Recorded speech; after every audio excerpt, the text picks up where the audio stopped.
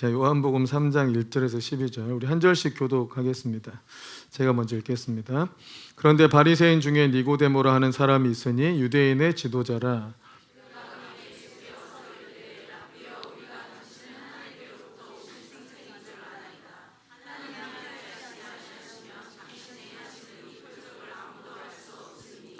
예수께서 대답하여 이르시되 진실로 진실로 내게 이르노니 사람이 거듭나지 아니하면 하나님 나라를 볼 수 없느니라.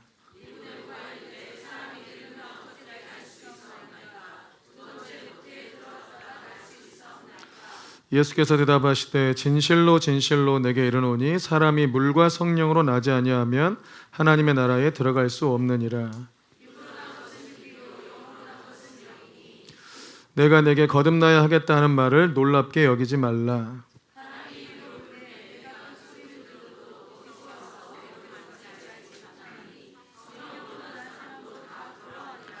니고데모가 대답하여 이르되 어찌 그러한 일이 있을 수 있나이까.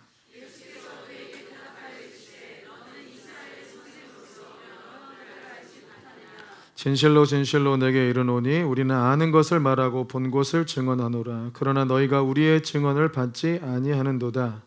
내가 땅의 일을 말하여도 너희가 믿지 아니하거든 하물며 하늘의 일을 말하면 어떻게 믿겠느냐. 아멘. 이 본문은 굉장히 유명하기도 하고 아주 중요한 본문이기도 한데, 여러분이 이 본문 설교를 좀 들으시면서 어떤 본문들은 대부분 본문이 되게 중요한 본문들이거든요. 그게 여러분의 신앙의 체계를 잡는 데도 중요하고 누군가에게 전도하거나 누군가의 신앙을 바로 잡아주는 데도 굉장히 중요한 본문들이에요. 그러니까 이 본문을 잘 알아두시면 좋아요. 정확하게 이 본문이 어떤 얘기를 하고 있는 건가? 그럼 나는 이 본문에 합당하게 믿고 있는 건가? 이런 걸 좀 확실히 점검을 할 필요가 있겠죠. 제가 대학 시절에 나왔던 책이 하나 있었는데, 책 표지 한번 띄워줘 볼래요? 자, 대학 시절에 제가 나왔던 책이 이제 영적 가면을 벗어라라는 책이 있어요. 제가 푸른손교회 청년부 회장을 하고 있을 때였는데 그때 열심히 했어요. 제가 수원 아주대 기숙사에 살면서 이제 금요일마다 푸른손교회를 가가지고 청년부 회장을 했는데 제가 나이가 제일 어린데 회장이었어요. 대학교 1학년 때 회장을 한 거예요. 그러니까 회장에 35세 형님도 있었어요. 나중에 보니까 그분 장로님 되셨더라고. 근데 이제 그 형님들 누님들을 모시면서 청년부를 했는데 그때 청년부가 한 15명쯤 됐어요. 그러니까 뭐 그때는 좀 성도들이 좀 더 있었는데 열심히 했어요. 정말 열심히 하니까 그래 너 열심히 하는구나. 또 목사님도 인정해주고 사모님도 인정해주고 거기 있는 형님들 누님들도 다들 인정해주는 그런 분위기였어요. 근데 그때 제가 실상 왔다 갔다 하면서 열심히 하긴 했는데 마음이 그렇게 기쁘거나 또 마음이 아주 행복하거나 하지 않았어요. 되게 힘들었어요. 왜 그럴까 저도 잘 몰랐는데 그러다가 어느 이제 기독교 서점을 들어가게 됐어요. 기독교 서점에 들어가서 책을 이렇게 둘러보다가 이 책을 딱 발견한 거예요. 영적 가면을 벗어라. 그 영적 가면을 벗어라라는 이 표지가 뜨끈뜨끈하게 생겼어요. 그래서 눈에 딱 띄더라고요. 눈에 딱 띄어서, 근데 눈에 띄었을 뿐만 아니라 이 문구 자체가 제 심장을 찌른 거예요. 영적 가면을 벗어라. 제가 가면 쓰고 살고 있었어요. 제가 청년부를 열심히 가가지고 열심히 부흥시켜야지, 막 기도해야지 한 동기가 뭐였냐면, 제가 청년부 회장이 됐는데 나 때문에 부흥이 일어나지 않았다는 말을 듣고 싶지 않았던 거예요. 원래 쉽지 않지만 나 때문에 부흥이 일어나지 않았다는 말을 듣고 싶지 않아서 열심히 했던 거예요. 그게 제가 쓴 가면이었어, 가면. 제가 아주 경건하거나 열정이 있거나 그들을 너무 사랑했거나 사랑하지 않았어요. 근데 열정적으로 연락하고 막 전화하고 그랬어요. 그러니까 막 원래 청년부가 서로 연락하지 않았는데 제가 막 전화하니까 어머머 웬일이니 막 이렇게 막 연락 오고 그러더라고요. 그러니까 제 마음에 제가 가면을 쓰고 살고 있구나. 그러니까 열심히 하고 있지만 즐겁지 않고 행복하지 않고 무엇보다 그들을 사랑하지 않고 살고 있구나. 그래서 내가 영적 가면을 쓰고 있다는 것을 알게 됐어요. 이 니고데모라는 사람이 오늘 본문에서 등장하는데 이 니고데모도 어떻게 보면 가면을 쓰고 사는 사람이에요. 그 사람은 유대인의 지도자라고 되어 있고 이스라엘의 선생이고 아주 율법을 잘 아는 사람이고 유대인들의 문화와 전통에 아주 익숙한 사람이에요. 그런데 이 사람 마음에 하나님의 나라를 가는 법을 몰라요.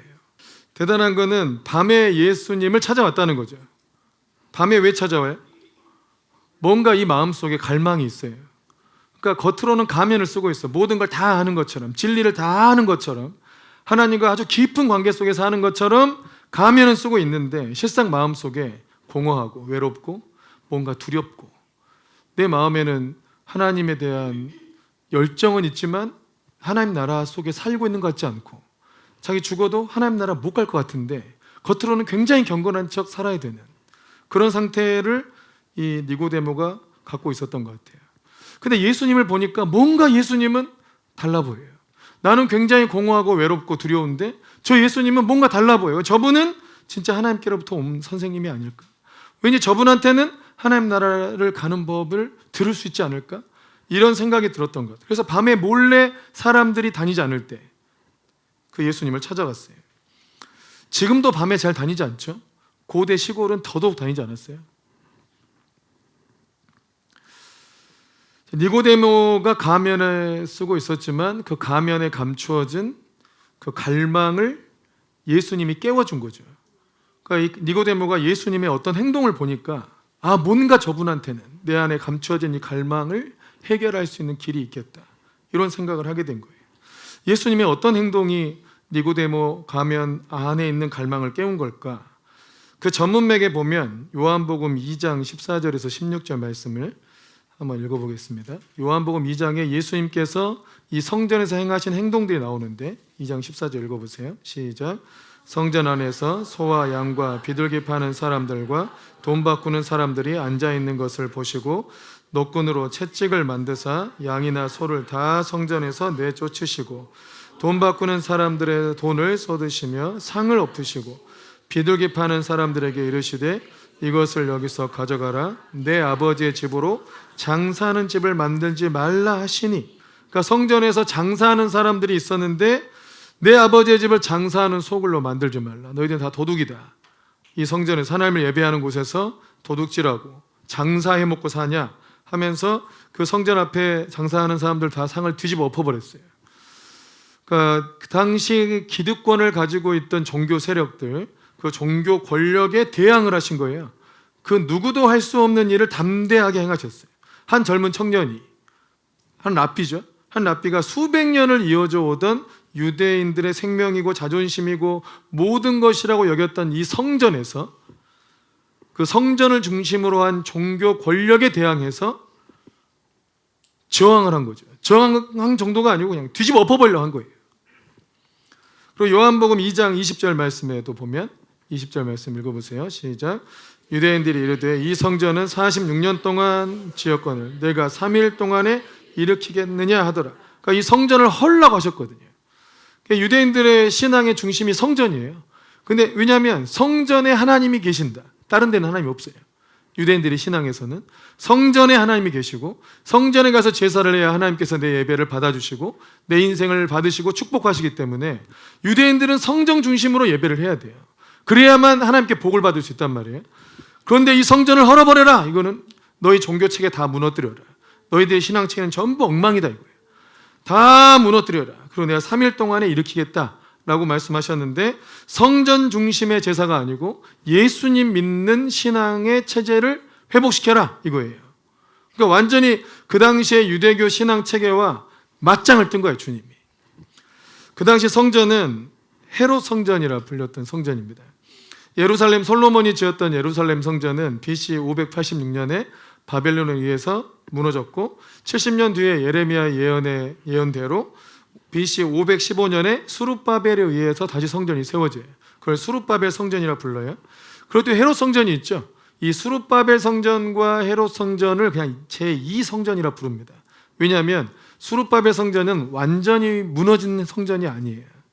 이게 이제 BC 167년에 그 아주 악독했던 이 셀레우코스 왕조의 안티오쿠스 아피파네스라는 사람이 있어요. 그 왕이 아주 성전을 모독해요. 성전 안에다가 제우스 신상을 세워놓고 그리고 거기서 돼지 피로 막 제사를 지내요. 유대인들이 제일 부정하게 여긴 게 돼지 피잖아요. 돼지 피로 막 뿌리고 난리를 친 거예요.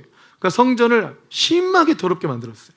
그래서 이것 때문에 열받아가지고 유대인들이 이제 이 독립운동을 하죠. 그게 마카비 왕조라고 해서 이제 성전을 회복하는 운동을 한 거예요. 그게 이제 한우카 절기라고 알려져 있는 성전에 이렇게 촛대가 이제 원래 촛대가 7개인데 그 한우카 절기 9개잖아요. 9일 동안 하루밖에 없던 성전 기름이 하루 양밖에 없는데 9일 동안 태워졌다 그래서 기적이 일어났다 한 거죠. 그래서 성전을 정화하는 운동이 일어납니다.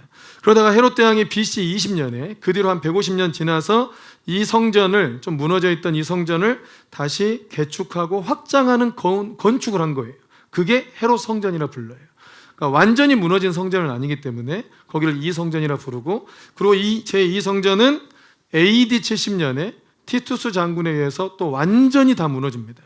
그리고 남아있는 거는 지금 이제 예루살렘 가보면 그 벽 있죠, 벽. 통곡의 벽이라고 부르는 그 벽만 그 제2 성전의 흔적이에요. 나머지는 다 이제 다른 건축물들입니다. 그래서 지금은 성전이 있어요, 없어요? 지금은 성전이 없어요. 주님 말씀대로 성전을 헐어라 했더니 AD 70년 다 헐렸어요. 그리고 예수님 믿는 기독교 신앙이 세워진 거예요.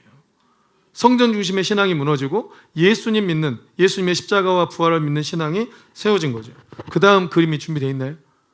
네. 띄워줘 보세요. 괜찮아. 좋아. 이거 하면 다 많이 할 수 있어. 오케이. 이거예요, 이거. 저기 보면 예루살렘 성전에 저 황금돔 있죠?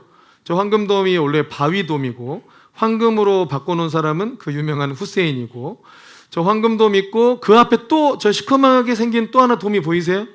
네, 2개예요. 저 성전이 성전이 아니라 이슬람 사원인데, 그 앞에 있는 사원은 알-아크 사원이라 해서 먼 땅이란 뜻이에요. 그러니까 이슬람 성지는 메카잖아요. 사우디는 메카인데 메카에서 제일 멀리 있는 성지란 뜻입니다. 저기서 걔 누구예요?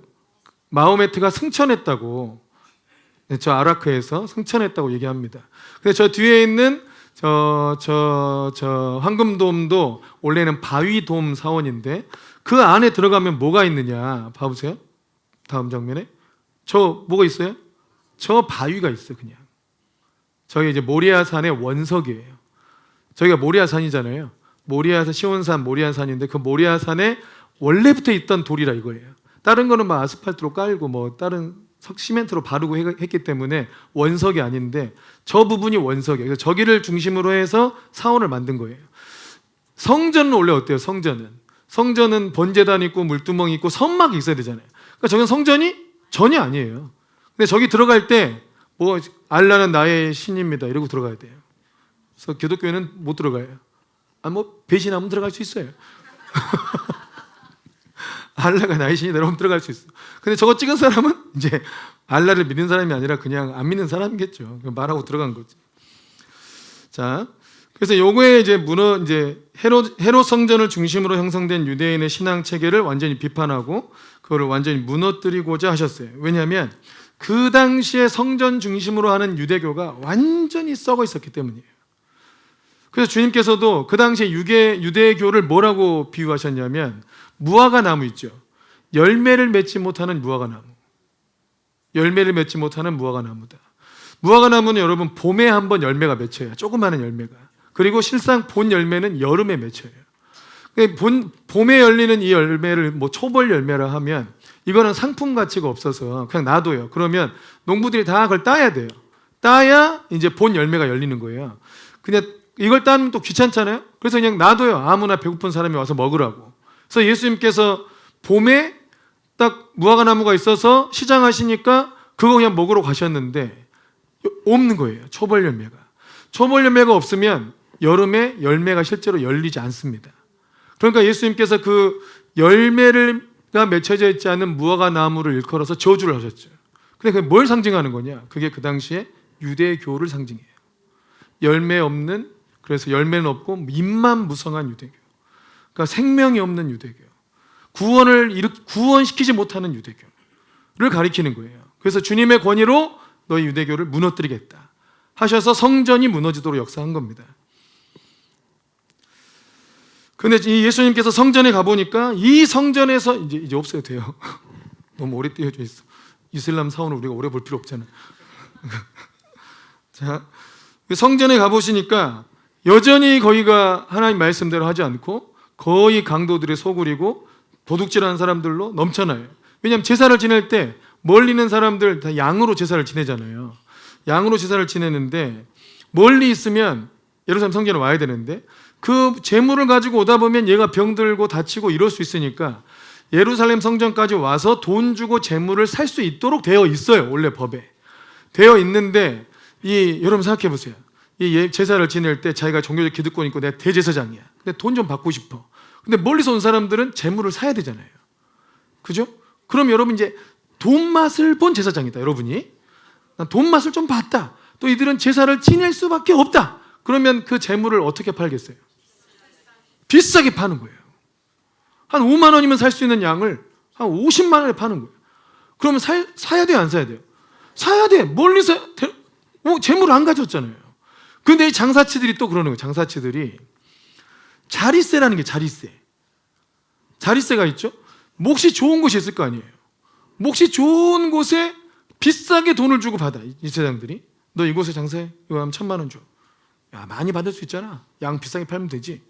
하면서 이런 장난을 하고 있는 거예요. 또 하나는 저는 것, 눈먼 것, 병든 거는 제물로 쓸 수 있어요, 없어요? 없어요. 이건 쓰면 안 돼. 그런데 좋은 거 다 없다 그러고 저는 거 팔고 병든 거 팔고 이런 거 팔면서 이거 한 30만 원이니까 이거 사라고. 그럼 이걸 어떻게 제사 지내냐? 없다. 뭐 이래 버리는 거예요. 그러면 병든 것 가지고 가서 제사를 지내면 제사장이 그걸 받아줘야 돼, 안 받아줘야 돼? 안 받아줘야 되는데 지금 누구랑 결탁을 한 거예요? 장사치들하고 결탁을 해서 받아주는 거예요. 그럼 예배가 아주 썩는 거예요. 원래 받으면 안 되는 제물이고 거기서 팔아도 안 되고 이러니까 주님께서 그 제사 드리는 꼴을 보고 미쳤구나 이것들이. 이거는 하나님을 예배하는 것이 아니고 장사하고 도둑질하고 앉았구나.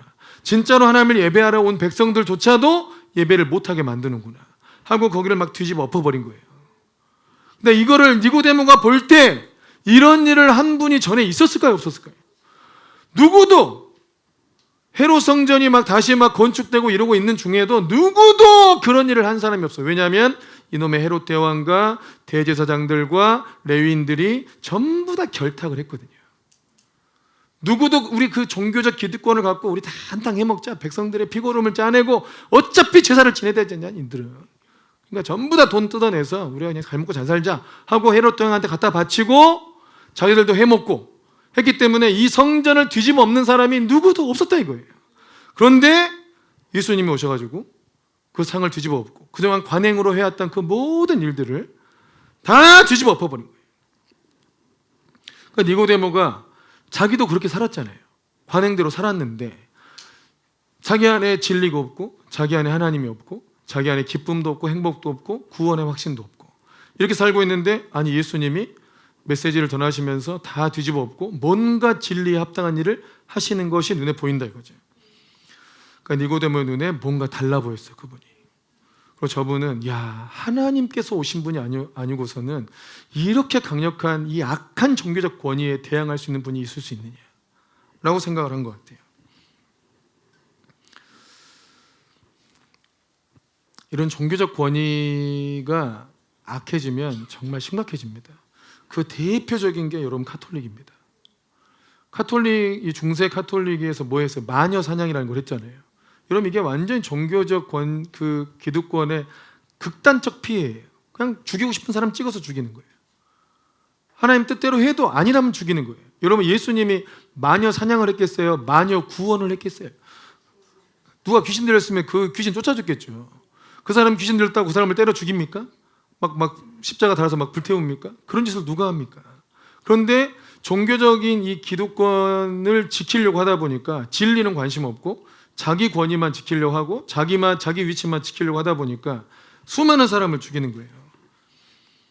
이상하게 한국 교회가 그렇게 흘러가는 것처럼 좀 보이기도 해요. 주님은 니고데모를 보시자마자 니고데모 마음속에 있는 갈망을 보셨겠죠. 이 유대인의 지도자가 밤에 자신을 찾아온 것만 봐도 얘가 마음속에 갈망이 있구나 하는 것을 보시자마자 말씀하셨어요. 사람이 거듭나지 아니하면 하나님 나라에 들어갈 수가 없다. 이거를 이제 ESV 성경에도 보면 이 born again, 다시 태어난다 이렇게 써 있죠. 영어 성경에 이제 born again 이렇게 써 있는데 ESV 성경에도 에만 봐도 이게 그리스 말로는 위로부터 난다는 의미도 가지고 있다. 이렇게 써 있어요.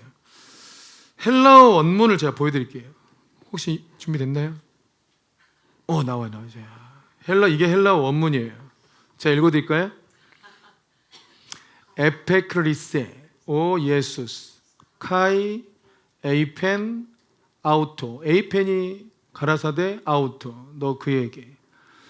아멘 아멘. 진실로 진실로가 아멘 아멘이에요. 아멘 아멘. 레고 수 너에게 말하노니. 에안 메가 낫이란 뜻인데 티스 사람이, 그가 아니하면이죠.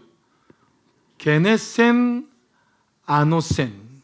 그러니까 게네센 아노센. 아노센이 위로부터 아니면 다시 이런 뜻이에요.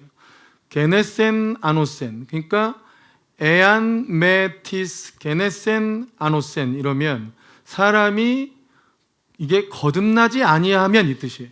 사람이 위로부터 나지 아니하면 오 두나타이 이덴 테스 바실레이안 투 데오 이렇게 돼 있어요. 얼마 만에 헬라어로 읽는지 모르겠어. 심장이 너무 떨리네.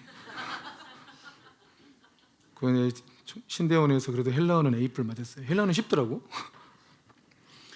그래서 아노덴이라는 부사인데 저 게네센 아노덴, 제 아노덴이라는 저 부사 뜻이 원래는 위로부터라는 뜻이에요.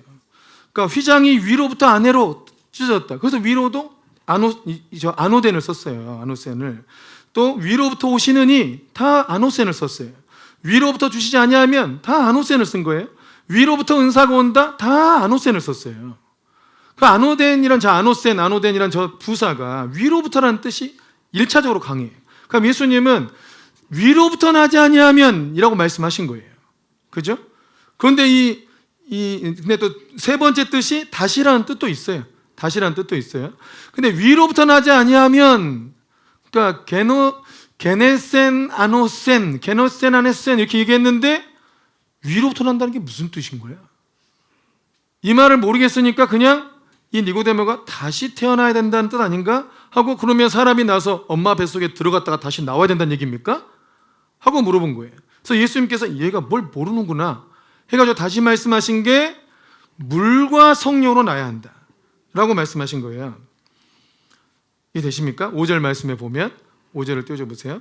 예수께서 대답하시되 진실로 진실로 내게 이르노니 사람이 물과 성령으로 나지 아니하면, 그러니까 거듭나지 아니하면, 그러니까 게노센 아노센 이게 위로부터 나지 아니하면 이라고 말씀하신 건데 니고데모가 이게 무슨 말인지를 이해를 못했어요.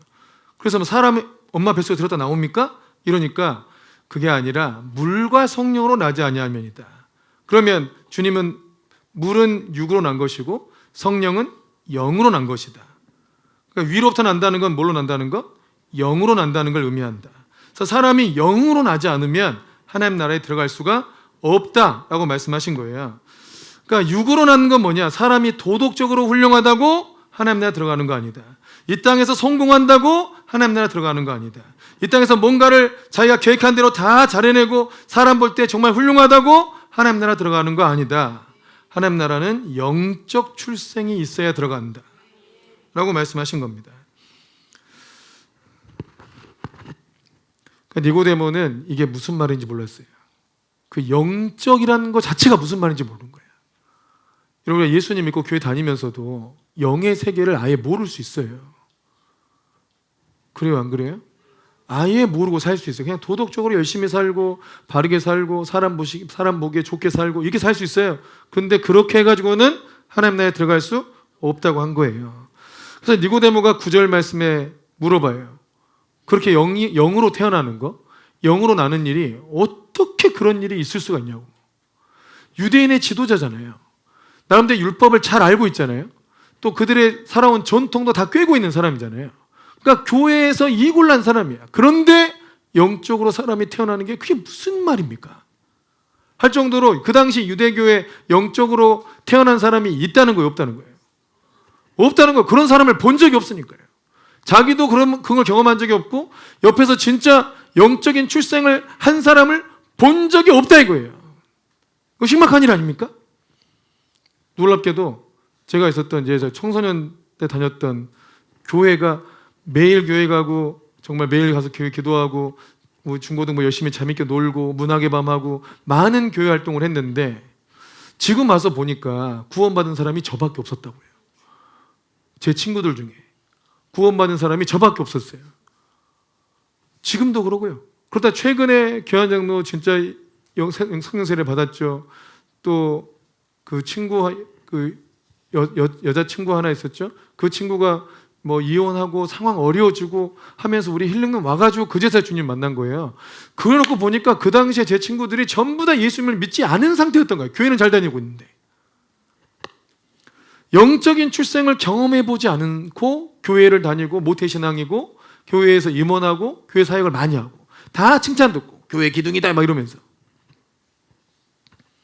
근데 로마서 8장 9절 말씀에 보면 로마서 8장 9절 읽어보세요. 시작.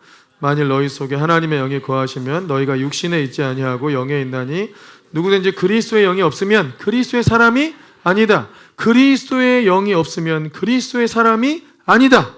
또 14절 말씀에도 보면 14절에 시작. 무릇 하나님의 영으로 인도함을 받는 사람은 곧 하나님의 아들이라. 하나님의 영으로 인도함을 받는 사람이 하나님의 아들이다. 여러분, 그리스도인이 되는 건 완전히 영적인 사건이에요. 아멘이십니까? 그래서 우리가 하나님을 만나봐 이러면 영적인 사건이라는 것을 모르고 듣기 때문에 교회에 오라는 소리로 들어. 그거를 여러분, 교회에 오는 것과 하나님 만나는 것은 다른 얘기, 완전히 다른 얘기예요. 그러나 교회에 와야 하나님도 만날 수 있으니까 교회 오라는 거죠. 근데 여러분, 교회 안 와도 하나님 만나는 방법은 얼마든지 많습니다. 아멘이십니까?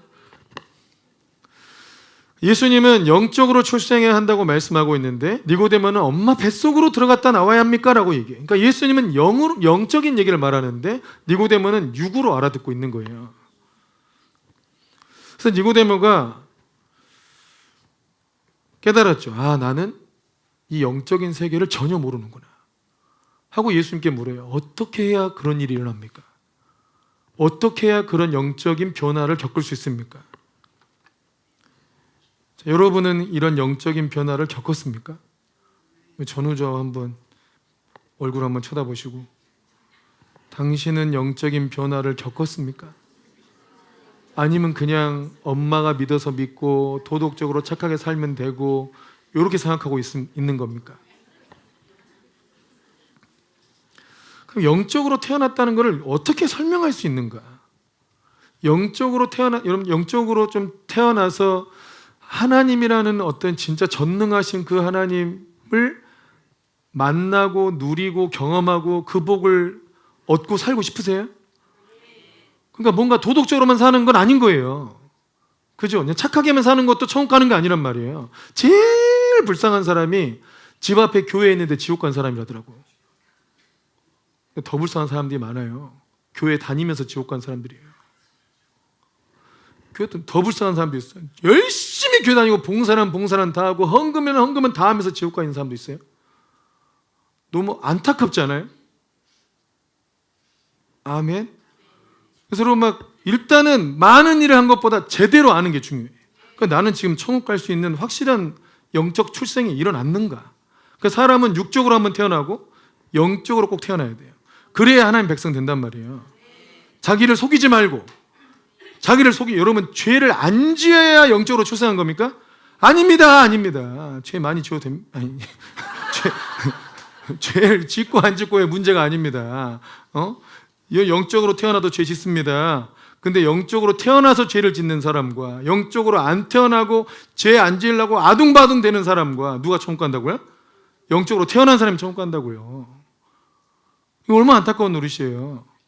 열심히 고생이란 고생 다 하고 집안 먹여 살리고 마누라 먹여 살리고 진짜 애를 쓰고 살았는데 영적으로 태어나지 않았어요. 근데 영적으로 태어난 마누라는 일도 안 하고 밥만 많이 먹고 자유롭게 살아.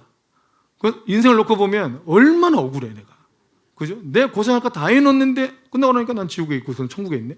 이렇게 악한 하나님도 있냐 라고 생각이 들만해요. 그러지 않아요? 자수성가하신 분들, 나름대로 정말 똑바로 사신 분들, 나도 막 살 수 있었다고, 뭐 저 믿는 것들은 뭐 죄 마음대로 지어놓고 그냥 회개하면 된다 그러고 안 고쳐지고 막 그거 자기는 천국 간다 그러고. 그런 하나님이 무슨 하나님이냐, 이런 생각이 들만하죠.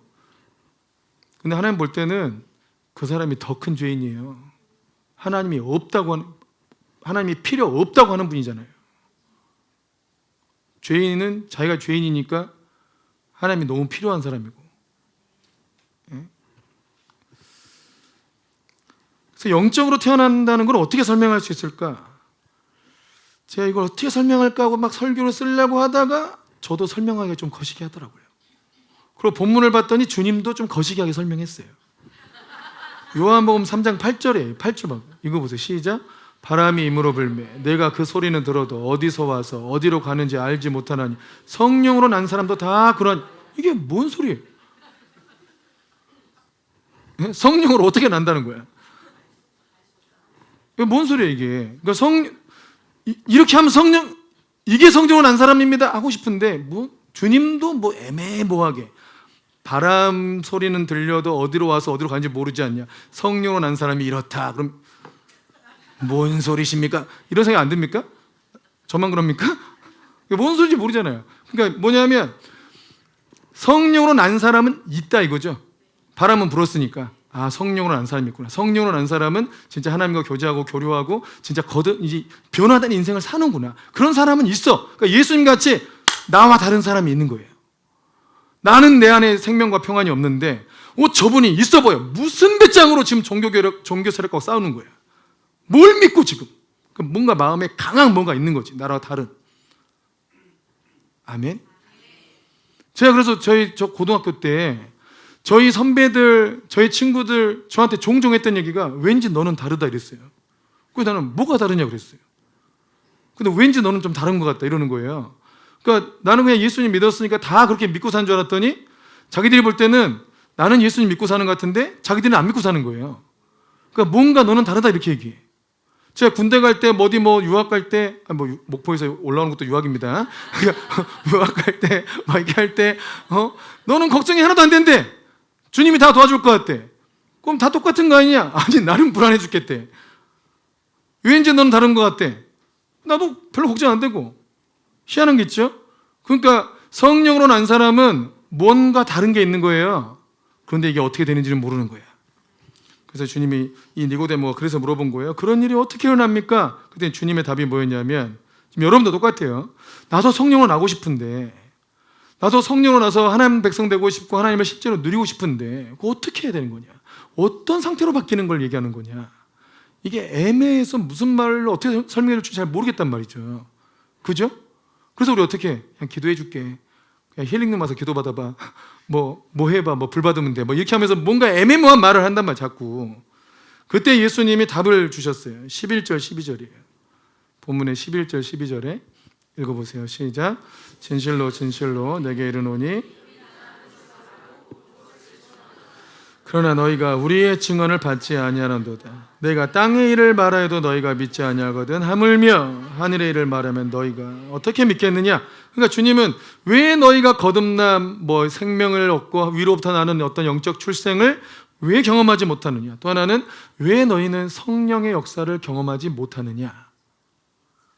왜냐하면 예수님이 얘기한 것도 안 믿지 않냐. 내가 하늘에서 내려와서 하늘의 것을 보고 증언을 해주는데도 너희는 내 말을 안 믿지 않느냐. 왜냐하면 그 당시 유대인들은 예수님을 메시아라고 믿었어요? 안 믿었어요? 안 믿었어요. 예수님이 하나님의 아들이라고 믿었어요? 안 믿었어요? 안 믿었어요. 예수님이 내가 하나님의 아들이다, 내가 메시아다, 나로 말미암지 않고는 아버지께로 올 자가 없다, 아버지가 있는 자는 아들도 있다, 아들을 가진 자는 아버지도 있다, 나를 믿어야 진짜다 라고 백날 얘기를 해도 이 유대인들이 안 믿는 거예요. 예수님을 인정하지 않아요. 또 예수님이 주님이시다, 성육신하신 하나님이시다. 아멘이십니까? 예수님이 우리의 치유자이시다, 예수님이 절대 주권자이시다. 그래서 그분의 말씀대로 순종하면 하나님께서 우리의 모든 삶의 역사를 하시는 거다. 아무리 얘기해도 듣지 않으니까 순종하지 않고, 그러니까 성령께서 역사할 틈이 없지 않냐. 그래서 이 말씀에는 굉장히 중요한 전제가 들어있는데 성령님이 역사하시는 때가 언제냐? 예수님의 말씀에 순종할 때예요. 예수님이 하나님이시고 나를 사랑하시되 생명까지 줘서 그 전부를 줘서 날 사랑하시고 나를 가장 좋은 길로 인도하실 거라는 걸 여러분 믿으셔야 되고, 그리고 예수님을 주인으로 삼으세요. 왕으로 삼으세요. 그리고 그분 말씀을 믿고 따라가세요. 그러면 성령님이 역사하신다잖아요. 아멘. 내가 주님을 왕으로 인정하고 주인으로 인정하고 그의 말씀에 온전히 순종해도 주님이 역사하지 않으면 저한테 오세요. 제가 주님하고 따져볼게요. 내가 먼저 올라가서라도 주여 이거 약속하고 다르지 않습니까? 아니 말씀대로 순종하는데 왜 주님이 역사하지 않습니까? 여러분 이렇게 하시면 우리 곤란합니다. 교회가 안 됩니다. 많이 곤란합니다. 이런 주님을 누가 믿습니까? 따져서라도 해야 돼. 내가 하나님 말씀에 순종했는데 주님의 성령 역사가 일어나지 않는다. 여러분 성령을 어떻게 받는다고 그랬죠? 예수님 믿고 죄사함 받아라. 회개하여 예수님의 이름으로 죄사함 받아라. 그리하면 성령의 선물을 얻을 것이다. 회개하라. 예수님을 온전히 주님으로 섬기지 않았던 거 회개하라. 예수님 말씀을 하셔도 내가 그냥 내 고집대로 살았던 거 다 회개해라. 내 소견에 오른 대로 살았던 거 회개해라. 그냥 주의 말씀대로 순종하고 살아라. 여러분 그거 회개하면 성령의 선물을 받는데요. 여러분 우리가 그 말씀대로 안 하는 게 문제라니까요. 주님의 말씀대로 순종하지 않는 게 문제라고요. 그러니까 성령의 역사를 경험하지 않는 거예요. 여러분 우리가 교회를 왔어요. 아내 때문에 왔든 자식 때문에 왔든 누구 때문에 왔든 그냥 왔을 수 있어요. 교회에 와 있다고 구원받는 거 아니잖아요. 그러나 하나님께서 역사하셔가지고 언젠가 주의 말씀에 순종할 때가 있을 거라고 믿고 계속 와주길 바라는 거죠. 근데 여러분 진짜 주님의 능력으로 내 삶이 변화되게 원한다면 그냥 주의 말씀에 순종을 해보세요. 주님을 믿고 주의 말씀대로 순종하세요. 여러분 그러면 우리의 삶에 변화가 일어날 수밖에 없게 돼 있습니다. 청년들 요즘에 볼 때 진짜 심각하게 취업이 너무 안 되고 살 길이 없어, 살 길이. 근데 예수님 믿는 청년도 살 길이 없을까요? 주님이 우리의 인생 하나 책임 못 지는 그런 무능력한 하나님입니까? 그러지 않습니다. 여러분 주의 말씀에 순종하는 자에게 성령께서 역사를 하십니다. 문제는 순종을 안 해서 그런 거예요. 아멘이십니까? 그리고 이런 거 있잖아요. 제발 바라기는 여러분 성령세를 꼭 받으세요. 불세례가 있어요. 불세례가. 예수님을 주로 고백한 모든 이들에게 불세례를 주님이 예비해 주셨어요. 그거는 하나님의 능력을 주는 세례예요. 그러니까 우리 능력으로 사는 게 아니고 하나님의 능력으로 사는 거예요. 여러분 샬롬 기도단을 세웠다 했죠. 이 샬롬 기도단이 뭐냐? 우리는 우리 소견에 오른 대로 살아. 근데 이 샬롬 기도단에서 하나님의 뜻을 분별하는 거예요. 하나님께서 원하신 내 삶 앞에 지금 하나님이 기뻐하시는 뜻이 뭘까를 분별해서 그 말씀을 전달해 줘요. 그러면 나도 이 말씀이 하나님 뜻이 맞구나 라고 생각이 들 수 있어요. 들게 돼 거의 대부분. 그러면 그 말씀에 순종하라고요. 아멘. 하나님 말씀이 아주 획기적으로 역사를 합니다. 이걸 믿어야 돼요, 여러분. 또 지금은 특별히 니산월 구원의 절기에 구원의 역사가 계속 풀어지고 있는 때예요. 이때 하나님께서 우리의 삶에 찾아오셔서 하나님께서 말씀을 주세요. 아멘이십니까? 말씀을 주셔요. 그 말씀대로 순종하는 것이 구원의 길이에요. 아멘. 이게 굉장히 중요한데 여러분 이 설교의 한계예요. 더 깊이 들어가서 이 사람이 진짜 하나님의 말씀에 순종하고 있냐 그렇지 않냐를 막 찾아내서 이게 순종이 아니고 이게 순종이라고 얘기를 해줘야 되는데 이게 설교에서 이게 안 다뤄지니까 자꾸 아멘하고 아멘하고 아멘해가지고 자기는 순종한다고 착각하는 거야. 에? 한 예로 여러분 자녀들을 양육할 때 우리가 왜 자꾸 자녀들 독립시키라고 하느냐. 여러분 자녀들을 양육할 때 이들이 성령이 됐다. 여러분 그럼 그 전부터 자립하도록 교육해야 돼요. 여러분 교육의 목적이 그들의 자립이에요. 교육의 목적 자체가 자립이에요. 자립을 못 시킨 거는 애들을 교육을 못 했다는 얘기예요. 신앙도 똑같아요. 자립하도록 교육하고 자립할 수 있도록 도와줘야 돼. 그런데 우리나라는 희한하게 부모의 사랑이 그렇지 않다고 생각하는 것 같아요. 연약한 애들을 끝까지 도와주려고 그래. 끝까지. 그럼 그게 애들 버리는 길이에요. 애들 막 인생을 망치는 길이라고요. 그런데 자기는 그걸 사랑이라고 생각하는 거예요. 하나님 뜻이라고 생각하고. 여러분 이미 기록된 성경에 그렇게 안 써 있습니다. 그럼 애들을 자립시키고 독립시켜야 되네. 어떤 엄마는 진짜 고등학교 졸업하니까 바로 집에서 내쫓았다더라고. 그게 망했을까요? 엄청 잘 됐어요. 안 죽습니다. 그리고 애들로 하여금 열정이 일어나게 하고 자기 삶에 귀하게 여기려면, 그리고 자기 삶을 고쳐야 되잖아요. 이런 사례가 너무 많아서 제가 제 심지어 어디 가냐, 걔 데리고 가서 내 어떤 청년도 데리고 가가지고 그 부모님 딱 앉혀놓고 얘 인격적인 문제가 있습니다. 얘 야비합니다. 얘 좀 재수 없는 게 있다고. 얘는 옆에 있어 보니까 사람들이 얘 나중에는 안 좋아하게 된다. 앞에는 예의가 있고 뭐 있어 보여도 얘는 좀 야비하고 뭐가 있다. 허세도 많다. 그래서 이게 왜 그러냐? 얘가 일도 안 하고 있고 청년 다 돼갖고 있는데 계속 집에서 밥 다 먹여가면서 집에 있게 하지 않냐? 근데 부모도 속이 터져. 이 새끼, 너 이 새끼 일도 안 하고 계속 집에 있고 계속 밥 사놓고 이 새끼, 니만 없어도 70만 원을 아낄 수 있는데 지가 혼자 70만 원 먹어. 예? 그 애를 왜 도와주고 있는 거예요? 그런 자식을 왜 도와주고 있냐고요. 그 도와주니까 얘가 변화가 안 돼요. 걔가 진짜 의지할 데가 없다 생각하면 사람한테 잘하게 돼요. 그렇지 않아요? 이 사람이 날 도와줄 수도 있는데 안 도와줘도 돼. 난 뭐 집에서 살면 되니까. 평생 결혼 안 하고 그냥 집에서 처박혀가지고 엄마 아빠가 벌어준 거 먹고 살면 되지. 요 생각을 하고 있으니까 애들이 변화되지 않고, 공동체가 필요하다고 생각하지도 않고, 내가 교육이 필요하구나, 양육이 필요하구나, 내가 변화되겠구나, 이 생각 자체를 안 하는 거예요. 그 뭐 간절하게 막 구하고 찾지도 않아. 여러분, 우리 부모님 세대들이 대충 그렇게 살아서 이만큼 왔습니까? 그렇게 살았으면 다 망했습니다. 서러운 꼴 다 당하고 험한 꼴 다 당하고 그러면서도 참아내야 돼. 왜 참아내요? 퇴로가 없어요. 내가 여기서 참아내지 않으면 이겨낼 수 없단 말이에요. 삶을 살 수 없어. 그러니까 참는 거예요. 자존심 다 상해도. 그렇지 않아요? 애들이 그런 걸 견뎌낼 줄 알아야 인생을 바꿀 거 아닙니까? 여러분, 저도 은진이가 대학을 갔어요. 제 마음에는 용돈을 주고 싶은 마음이 꿀뚝 같아요. 얘 힘들지 않게 해주고 싶어가지고. 예? 뭐라도 좀 주고 싶어. 근데 여러분, 이 손모가지를 잘라야 돼요. 이거는 내가 하나님을 안 믿는 거다. 나의 주 나의 하나님이 나를 만나 주시듯 우리 자녀들도 그 하나님을 만나길 그토록 고대하고 기도했는데, 내가 지금 도와줘 버리면 내 자녀들은 하나님을 못 만난다. 그것 때문에 내 손목을 붙잡고 있어 이렇게 막 주지 말라고. 그리고 오로지 감동에 의해서 남대하듯 한다고. 남대하듯. 여러분, 그게 하나님의 말씀에 순종하는 겁니다. 하나님의 말씀대로 순종을 해야 성령께서 역사할 거 아닙니까? 아멘. 예전에 한번 이런 얘기 했더니 우리 집사람이 너무 감동을 받아가지고 집에 가서 애들 용돈을 다 삭감시킨 일이 있었다 그랬죠?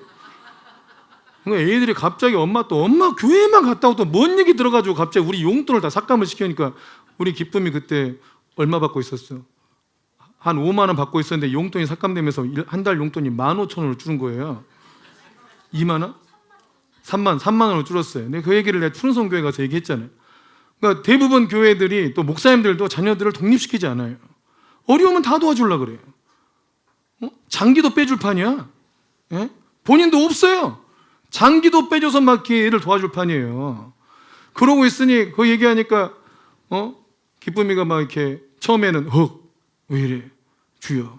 이러다가 기환 장로가 감동을 받아가지고 와, 우리 기쁨이 한 달 용돈이 3만 원밖에 안 되는구나 하고 기환 장로가 감동을 받아서 자기 용돈을 애들한테 나눠줬다 그랬죠. 그리고 이 기쁨이가 돈이 부족하니까 하나님의 은혜도 있는데 돈이 부족하니까 어떤 마음을 품냐, 열심히 사역해야겠다. 피아노 내가 다 쳐버리겠다. 아빠 갈 때마다 내가 다 피아노 쳐야겠다. 그래가지고 막 외부 사역할 때 기쁨이가 그 자리 안 뺏기려고 아빠 내가 갈게 할 수 있어요 막 연습하고 갔어요. 근데 갈 때마다 거기서 어떤 팀한테 사례비를 준 거예요. 얘들 기업 이쁘다고. 그 사례비를 줬는데 그때 내가 애들이 그래도 멤버가 많으니까 20만 원 정도 받은 거를 2만 원씩 나눠줬어요. 우리 효정이한테 물어봤는데 한 달 용돈 얼마였더니 15,000원이지 너. 15,000원인데 2만 원 한 달 용돈을 초과하는 금액을 줬어요. 애들이 막 엄청 막 이제 밖에서 주의를 하니까 막 돈도 들어오는구나 막 엄청 막 믿음이 막 생겨요. 하나님이 공급해줬다는 이 믿음이 막 생겼어. 그러니까 기쁨이가 한번 맛을 봤잖아요. 외부 사역만 고대하고 있어요. 외부 사역만 고대하는 거야. 그러다 막 계속, 근데 또 물론 돈 때문에 그런 건 아닌데 주를 섬기고 싶고 주님이 역사하는 걸 막 경험하고 싶고 이러니까 막 자기가 너무 주를 사랑하니까 더 섬기고 싶은 거예요. 그러다가 푸른송교회에 이번에 부흥회가 있었잖아요. 그래도 근데 이제 제가 상황을 알고 물어봤더니 거기 반주자가 금요일 저녁 토요일 오전을 반주를 못 한대요. 그럼 내가 뭘 도와줄까 했더니 반주자를 좀 데리고 와달라. 그래서 우리 반주자 그때 시간 남는 사람이 기쁨이밖에 없었또. 그래서 기쁨아 반주하러 가자 했더니 반주 내가 뭐 당연히 막 그냥 열망에 열망. 근데 기쁨이는 돈 받을 거 생각하고 간 건 아니에요. 그래서 거기서 금요일 저녁 토요일 오전 토요일 두 번을 하니까 거기 반주자가 기쁨이가 잘하네 다 해주라 그랬어요. 그래서 그 부흥회 2박 3일 전체 반주를 다 했어요. 기쁨이가. 너무 내 마음에 너무 기특한 거예요. 너무 기특한 거예요. 얘가. 그냥 저는 이제 푸른송교회에서 이 외부에서 반주자가 풀로 섬겨줬잖아요. 그 나는 반주자를 좀 챙겨줄 줄 알았어요. 안 챙겨주더라고. 근데 제 마음에 난 너무 기특한 거예요. 그래서 제가 저한테 준 사례비의 10분의 1을 줬어요.